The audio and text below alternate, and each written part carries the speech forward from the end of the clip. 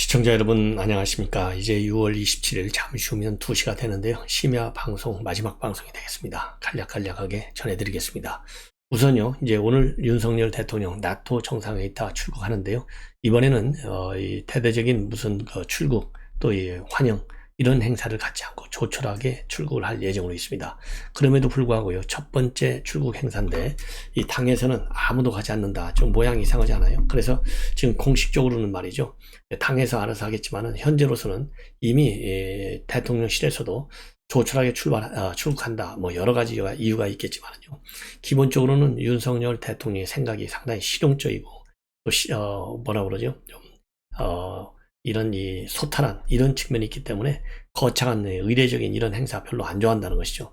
그런 측면에서 간략하게 한다 이런 얘기도 있어요. 그래서 당에서는 뭐 나올 필요가 없다 이러한 입장이 이미 공시가 된 바 있어요. 그럼에도 불구하고 이제 첫 번째 출국이다 보니까 당에서도 신경을 많이 쓰고 그런데요. 최종적으로 이제 관심이 이준석 대표 여러 가지로 지금 대통령실하고도 윤석열 대통령하고 회동이 이루어졌냐 안 이루어졌냐 서로 얘기가 달라서 또 이 갈등 요인으로 작용하고 있고 우리 국민들 피로도도 상당히 또 높아지고 있어요. 그런 문제. 그리고 이준석 대표 또 징계가 7월 7일 날 남아있지 않습니까? 그리고 또 대선 국면에서도 이준석 대표가 그야말로 느닷없이 지방에 내려가고 말이죠. 애를 많이 먹였죠. 그러다 보니까 이준석 대표 어차피 이 여권에서는 특히 윤핵관들한테 좀 찍혔다 이런 분위기도 나오고 있어요. 그러다 보니까 결국은 이준석 대표는 내일 출국 행사에 가지 않는 걸로 결론이 난 것 같고 그 대신에요. 다른 행사가 하나 결정이 됐다고 합니다. 조금 전에 나온 보도인데요. 무슨 행사냐? 국회의당에서 열리는 최재형 의원이 주관하는 반지성 시대의 공성전 세미나에 참석할 예정으로 있다. 그래서 최종까지도 일정을 잡지 않다가 이렇게 일정을 잡았고 이 일정이 이제 언론에 공개가 됐고요. 대신에 권성동 원내대표의 경우에는 아직 결심은 안 했다라는 말을 나오는데요. 제가 보기에는 윤석열 대통령하고 수시로 통하는데 뭐 결정이 안 됐습니까? 다만 여론의 추이를 감안해서 왜냐하면 대표도 안 나가는데 원내대표만 쫄랑 나간다? 이것도 또 좀 그렇잖아요. 그러다 보니까 좀 여론의 추이를 좀 보면서 로키로 이 현장에 나가려고 그런 차원에서 내심적으로는 결정이 됐지만은 이 외부적으로 이 언론에까지 공지하지는 않는 것 같습니다. 그래서 일단 내일 이 출국 행사를 보더라도 이준석 대표가 이 대통령실로부터 별로 신임을 못 받는 하나의 반증이 아니겠느냐 이런 해석도 가능한 대목이 아닌가 이렇게 생각이 듭니다. 그리고 또 28일 날에는요 한동훈 장관이 워싱턴 출장길에 오릅니다. FBI 가죠.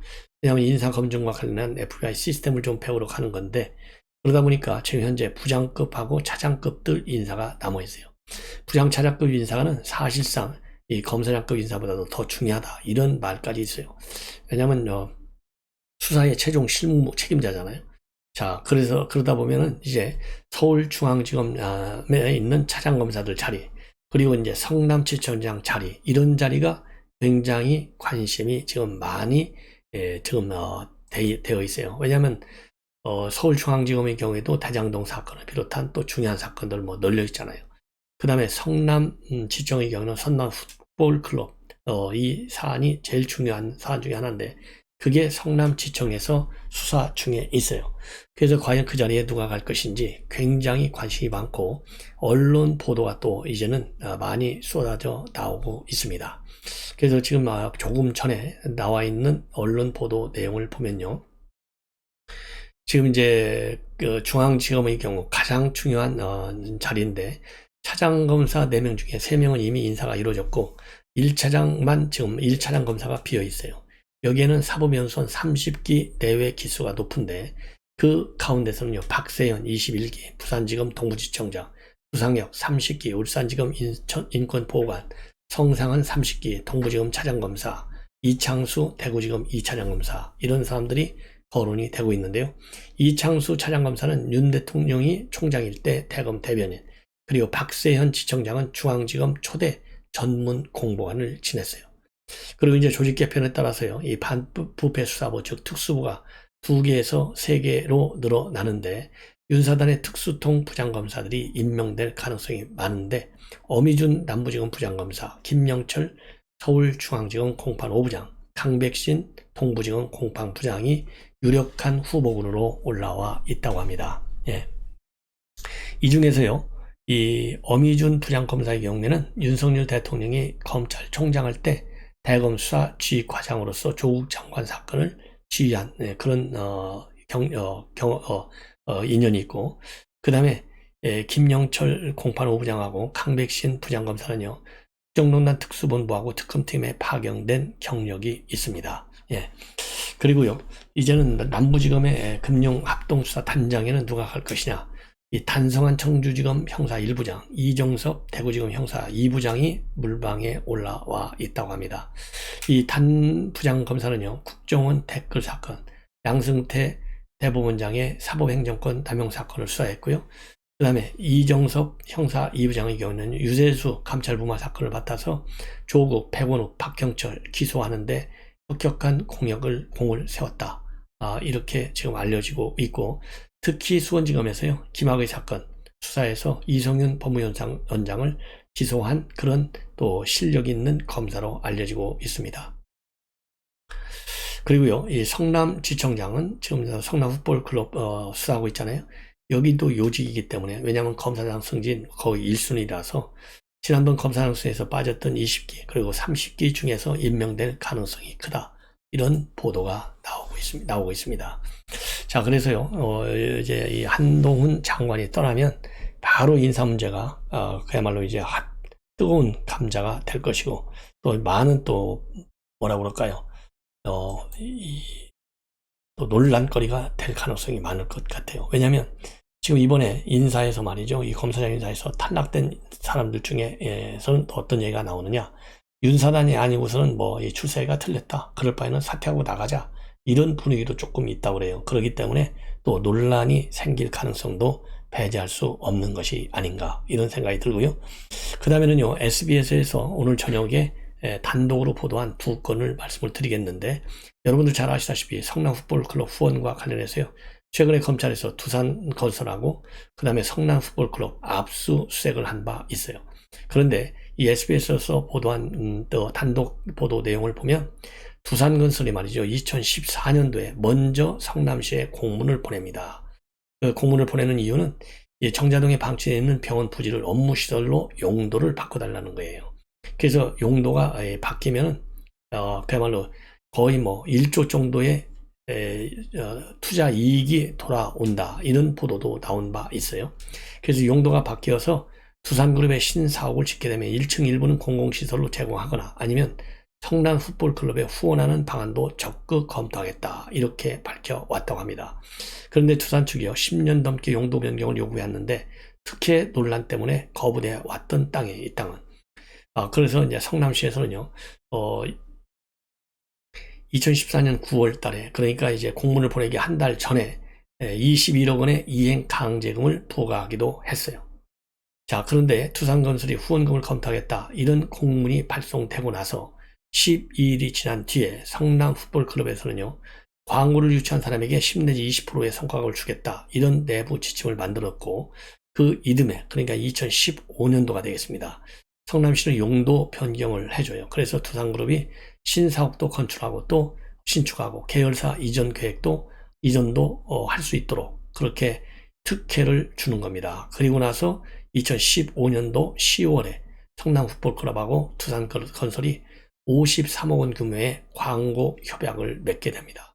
그리고 나서요, 이 성과급 지침에 따라서 12월에는 성남풋볼클럽의 이모 씨가 두산건설 광고 유치한 공로로 3천만 원을 받아요. 그래서 지금 이 검찰에서는 이러한 병원 부지 용도 변경하고 이 후원 사이에 대가성이 있는 것 아니냐, 이 부분에 대해서 집중적 수사를 하고 있는 것으로 알려지고 있습니다.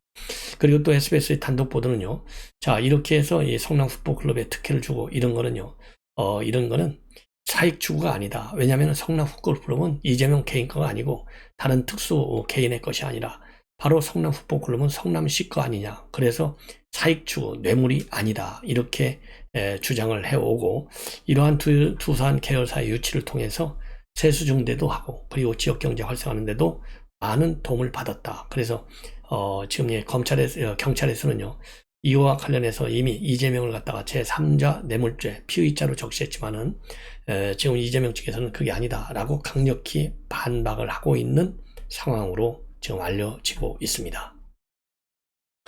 자, 이번에는 이제 김민석 의원이 전대 출마를 선언했습니다.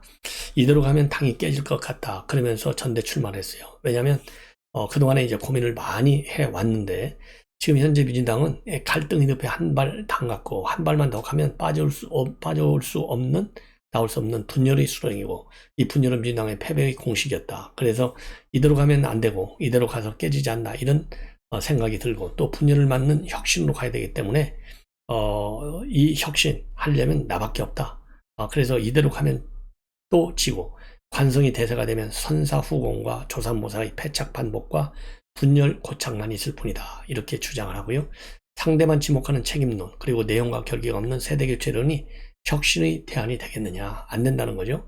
그래서 시대 변화를 통찰하고 체화해서 교체와 변화를 기는 여는 혁신이 필요하고 본인이야말로 오래전부터 당이 어려울 때면 판메이커로 통합, 혁신, 미래, 승리의 새 판을 만들고 했는데 당과 국가를 위한 사명감으로 전당대회에서 제 소임의 깃발을 준비하겠다. 그래서 공식적으로요 전대 출마를 선언했어요. 그래서 정청래도 선언했고 86세대 중에 그다음에 김민석, 그다음에 뭐 김남국이라든가 고민정이라든가 이런 사람들도 출마를 저울질하고 있습니다. 네. 자, 이번에는 말이죠. 이번에는 이재명 지금 의원이 느닷없이 심야에 SNS를 하면서 개딸들을 챙기고 있고요. 또 상당히 이상한 책을 하나 권했어요. 무슨 책이냐? 설득의 심리학이라는 책을 읽어라. 특히 정치인들은 좀 읽어라. 이러한 또 이 책 추천까지 하고 있어서 이거는 결국 뭐라고 했냐면요. SNS에다가 억압보다도 설득이 인간적일 뿐만 아니라 훨씬 더 효율적이면 알 수 있다. 정치인들이 꼭 읽었으면 하는 책이기도 하다. 그래서 정치인들이 꼭 읽으라 했다. 이 얘기는 결국 뭐냐? 설득의 심리학이잖아요. 요새 상당히 설득이 아니라 압박을 하고 있잖아요. 누가? 민주당 내 의원들이. 무슨 압박이냐? 이준석 출마하지 마. 그래서 여기에 대한 불만 차원에서 설득의 심리학이라고 하는 책을 추천한 것이 아니냐. 이런 또 보도가 나오고 있습니다. 그리고요, 이 통화일보 보도인데 서해 공무원 피살 사건과 관련해서 지금 여권의 압박이 세지고 있어요. 이 얘기는 결국 이제 문재인 대통령도 포토라인에 쓸 수밖에 없는 그런 환경으로 몰려가고 있습니다. 그러다 보니까 이 통화일보 이 칼럼을 보면 말이죠. 문재인 정부가 월북 판단한 것을 4가지로 압축하고 있어요. 첫째는 구명조끼를 착용했다는 점. 두 번째는 신발을 벗어서 배에다가 남겨놓았다는 점. 세 번째는 소형 부유물을 이용했다는 점. 네 번째가 북측에다가 월북을 표시했고 또 도박빚도 많고 정신공황 상태였다는 부가 설명을 하면서 이 월북으로 단정을 했고요. 그리고 결정적인 것은 감청을 통해서도 월북이라는 의견 표시가 있었다. 이렇게 단정적으로 하고 있는데요. 그럼에도 불구하고요. 결정적 증거는 아니다라고 보는 것이 지금 다수설로 되어 있어요. 그래서 주간 동아에서 원래 보도하고 있는 내용인데요. 이종훈 정치경영 컨설팅 대표 정치학 박사인데 이분이 주간 동아에 정례 칼럼을 쓰고 있어요. 그래서 이분이 제기하고 있는 문제점, 질문은 5가지입니다. 문재인 대통령과 노영민 실장, 서훈안보 실장 대답하라 이거죠. 첫째가 뭐냐? 문재인 대통령은 언제 첫 보고를 받았냐는 겁니다. 그리고 두 번째는 문재인 대통령은 과연 적절한 조치를 취했냐는 겁니다. 세 번째, 문재인 대통령은 왜 자료를 봉인했냐는 거예요. 네 번째는 유엔 총회 연설 때문에 월북으로 몰아간 것이 아니냐. 여기에 답을 내라는 겁니다. 다섯 번째, 월북으로 결린 내린 사람들은 과연 누구냐. 여기에 대해서도 분명히 입장을 밝혀라. 이렇게 주장을 하고 있는데요. 상당히 압축적으로 정리를 잘한 것 같아서 여러분에게 소개를 해드렸습니다. 자, 이번에는요, 이 박민식 보훈처장인데, 이 박민식 보훈처장도 이 검찰, 하다가 국회의원 한번 하고, 이번에 이제 분당, 이 갑에 나오려다가, 안철수, 당시 후보한테 이제 양보를 하고, 그리고 나서 전격적으로 국가보훈처장에 임명이 됐어요. 근데 이 국가보훈처가요, 최근에 이 광복회에 대해서 이 고강도 감사에 착수한다, 이런 입장을 밝혔어요. 이미 김원웅 전 회장 때부터 이 각종 비리 의혹이 많이 제기됐고, 그러다 보니까 이제 김원웅 전 회장이 그만두고 새로운 이제 후임 광복 회장이 이제 최근에 선임이 됐지 않습니까? 그런데 이 새로 선임된, 그러니까 투표를 통해서 당선된 이 광복 회장도 말이죠, 창옥원 광복 회장인데, 이분도 또 요즘 많은 논란을 야기하고 있어요. 그 논란이 야기돼 가지고 결국 건축까지 빼내서 지금 굉장히 문제가 많이 되고 있지 않습니까? 그러다 보니까 여러 가지 이 부정부패 문제라든가, 특히 수익사업 또 이 보조금, 그 다음에 단체 운영에 대한 회계 부정, 권한 남용, 각종 비리들이 매일같이 폭로가 되고 있어요. 그래서 이제 이 감사를 착수했고요. 이 감사, 장준하 선생의 아들이에요. 참고적으로 장호건 선생, 이 회장은. 그래서 이 감사한다는 얘기는 결국은 포토라인의 전직 회장, 이 김원웅 분명한 거 아니겠습니까?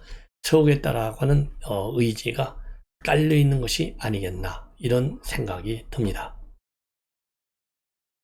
그 다음에 이제 마지막으로 확공치만 더 말씀을 드리면, 지금 이제 홍준표 의원이 대구시장 당선인이 갑자기 말이죠, 본인은 여성 스캔들이 없다. 그런데 그 이유는 바로 순삼이 덕분이다. 순삼은요, 부인 이름이 이순삼 여사잖아요. 그래서 이순삼 부인이 이 엄초시야에 살았기 때문에 여성 스캔들이 하나도 없다. 그리고 왜 그러냐면 이준석, 그 다음에 이재명 전부 여성 스캔들로 인해서 지금 말들이 많지 않습니까? 그러다 보니까 이 청년을급 코너에 올라온 그러한 이 질문과 관련해서요, 본인은 이런 여배우 스캔들, 이런 이재명, 그리고 또 이준석, 요즘 성상납 징계, 이런 거하고 달리 여성 스캔들이 없는 이유다라는 제목의 글을 통해서 그 이유는 바로 이 엄초시야에서 살았기 때문이다, 바로 순삼 때문이다, 이렇게 얘기를 하고 있어요. 뭐냐면은 당시 방문하던, 그 당시 검사 시절이죠. 40여 년 전에 자칫하면 옆길로 셀 수도 있었는데 엄초시야에 살다 보니까 밤 11시까지는 귀가라는 엄명에 그걸 지킬 수밖에 없었다, 이런 얘기를 하고 있습니다. 그리고 또 계속되는 글에서는요, 91년도 3월에 광주지검 강력부 검사로 부임해서는 광주는 조폭들이 검사를 엮는 경우도 많은데, 여성 접객부가 있는 술집에는 가지 말고, 술도 무슨 술이든 2잔 이상 마시지 말라는 엄명이 있었는데, 그것을 지금까지 지키고 살다 보니까 스캔들이 있을래야 있을 수가 없다.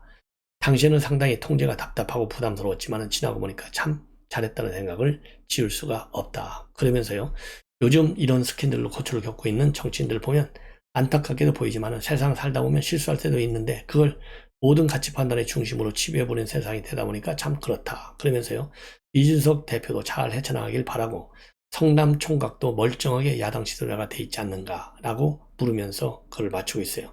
그러니까 본래 대선 때도 이준석 대표하고 홍준표 당시 후보하고 좀 사이가 좋았잖아요. 그 연장선상에서 너무 기죽지 말아라, 이러한 위로의 위안의 글을, 메시지를 올린 것이 아닌가 하게 됩니다. 시청자 여러분, 이것은 오늘 밤 심야 방송을 모두 마치겠습니다. 편안히 주무십시오.